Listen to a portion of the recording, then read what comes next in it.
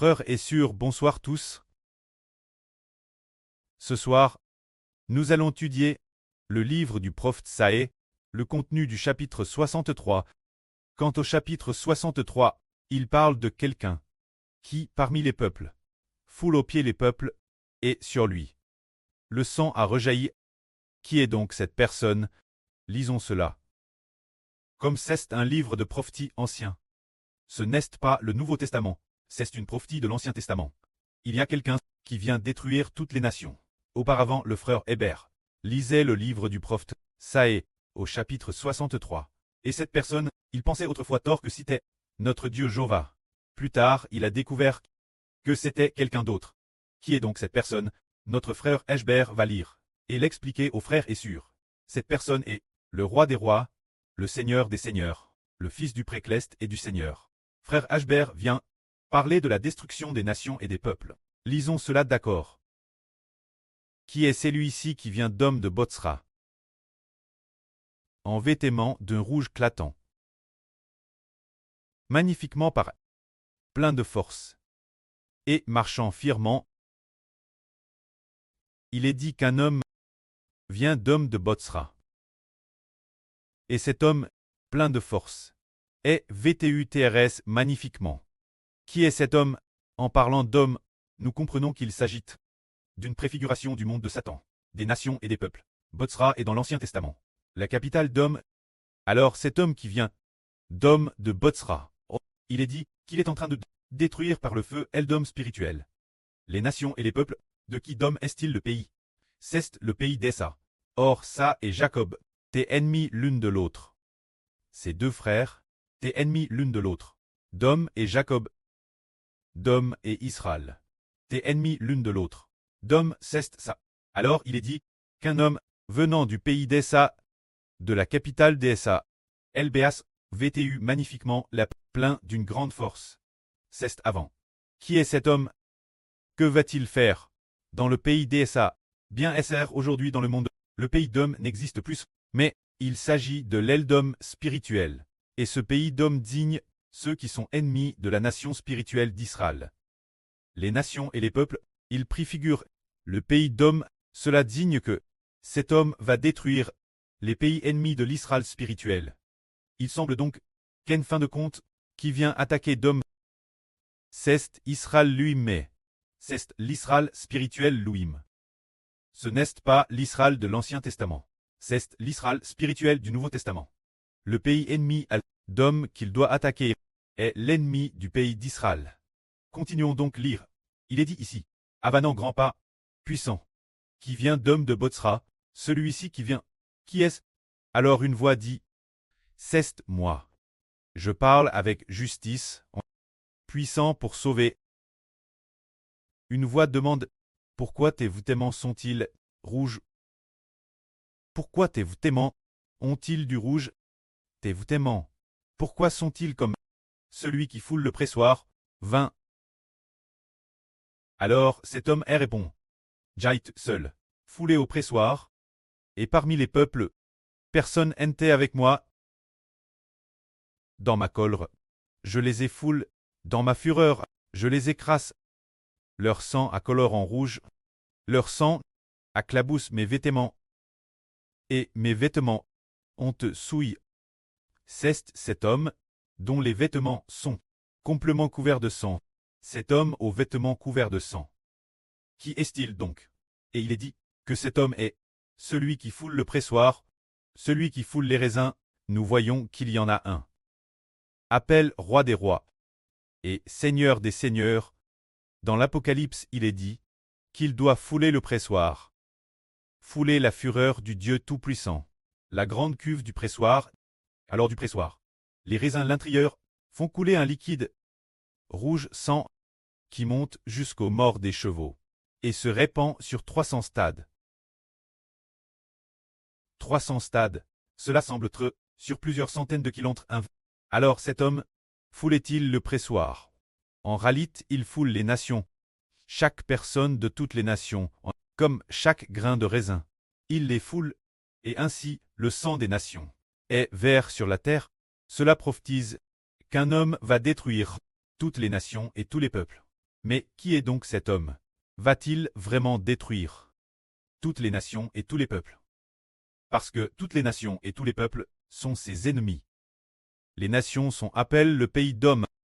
Comme le dit la première phrase, celui qui vient d'Om de Botsra, vêtu de vêtements rouges, magnifique dans ses habits, plein de force, marchant faillamment. Qui est-ce? Il vient d'Om, il vient de Botsra. D'Om, c'est ça. Alors les ennemis d'Esa quittaient l'ennemi d'Esa. C'est Jacob et Isaac qui étaient ennemis l'une de l'autre. Ça a déobéi Dieu, Jacob a obéi Dieu. C'est pourquoi celui-ci, qui vient de Botsra, qui vient d'Om, c'est le frère Ashbreu. C'est l'Israël du Nouveau Testament. Et il est dit ici, tes vêtements. Pourquoi sont-ils comme ceux de celui qui foule le pressoir? Des vêtements pareils. Tes vêtements. Pourquoi y a-t-il du rouge? Il s'agit de cet homme. Ses vêtements sont teints de sang. Teints du sang des méchants. Alors il dit, Jaït seul, foulé au pressoir, et parmi les peuples, nul n'était avec moi. Je les ai foulés dans ma colère.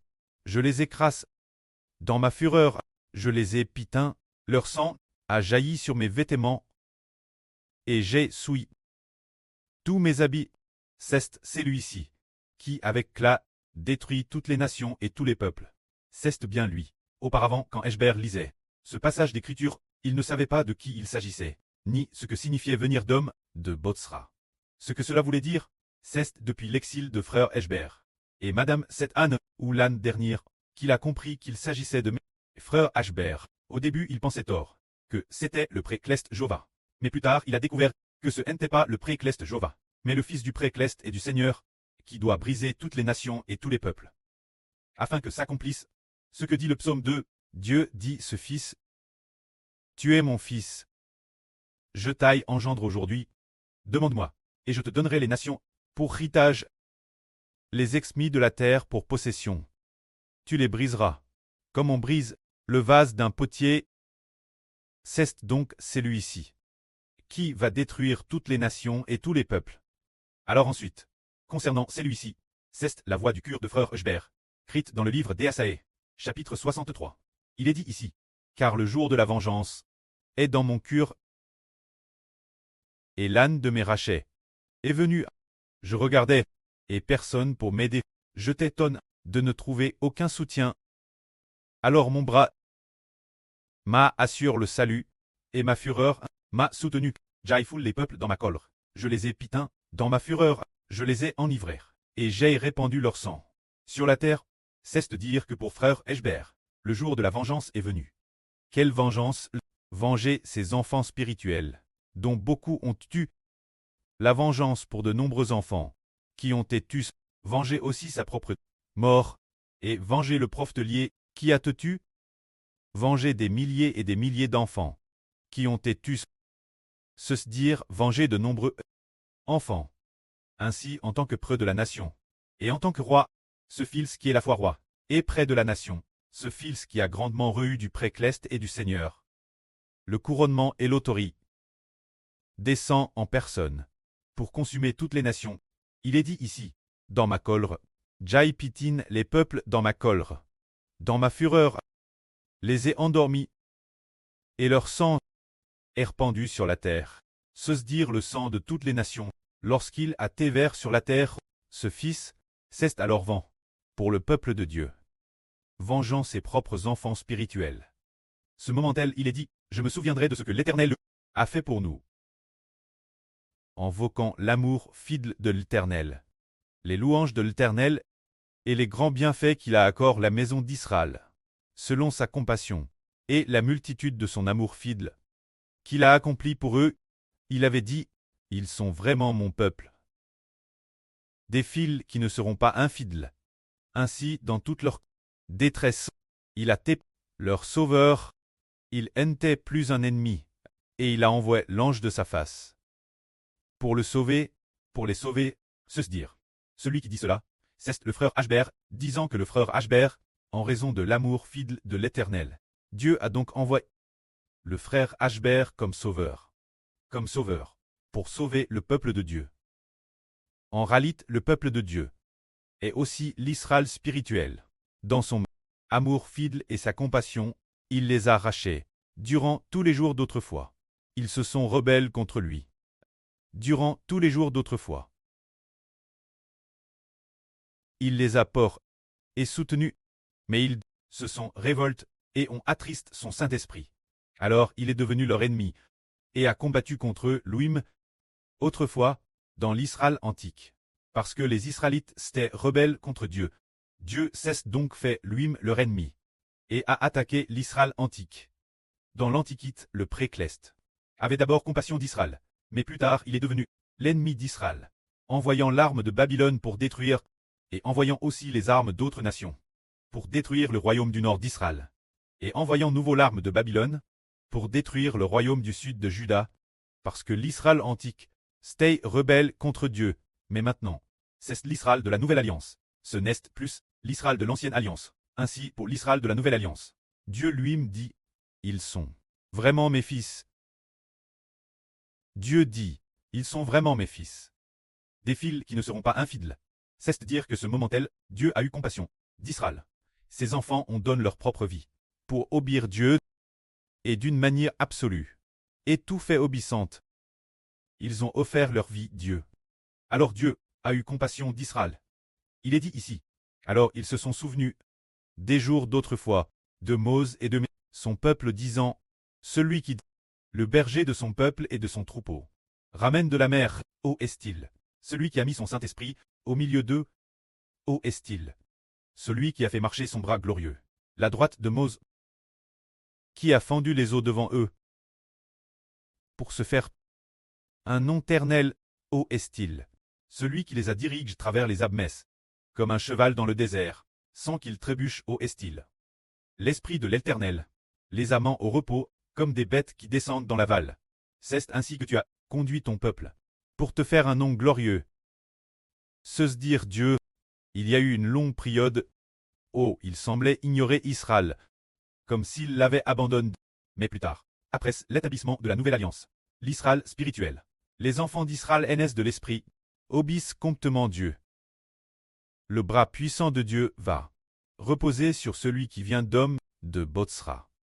Sur ce fils, pour que ce fils verse sur la terre le sang de toute l'humanité, en le répandant sur le sol pour exterminer toute l'humanité. On peut imaginer que l'avenir sera une guerre grandiose. C'est ce dont nous parlons. Le Précleste l'Éternel. Dans le livre du prophète Saë, chapitre 63. A prophétise qu'il y aurait celui qui foule aux pieds les peuples, qui est sur le point de descendre du ciel. Le roi des rois et le seigneur des seigneurs. Appelle le fils de l'homme, le fils du Seigneur Jésus-Christ. Se dire le frère Eshber. Il faut attendre que le frère Eshber soit tué. Sacrifie, après ce ressuscité des morts, pour pouvoir détruire toutes les nations et tous les peuples. Que la gloire soit auprès et au Seigneur. Amen.